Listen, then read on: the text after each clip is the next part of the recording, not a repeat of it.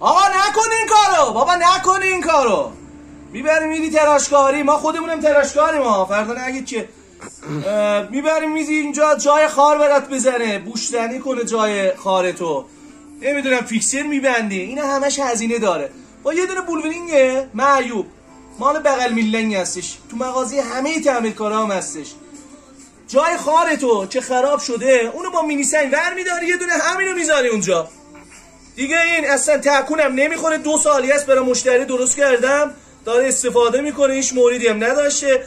و اینکه فیکسر زده بودن، مهرش باز شده بود، رفته بود اونجا لت گفت کرده بود، براش حادثه هم به وجود آورده بود. فردا نشه که یه کوچکترین پیچی مهره‌ای بره اونجا لنت عمل نکنه یا گفت بکنه برات حادثه به وجود بیاره. یه دونه بولورینگ معیوب همه مغازه‌ها تعمیرکارا هم دارن، یه دونه اینو میذاری اونجا، محافظش هستش دیگه، نمیذاره اصلا تکون بخوره. ان شاءالله که خوششون اومده باشه، حتما اون قلب قرمزه رو قرمزش کنید.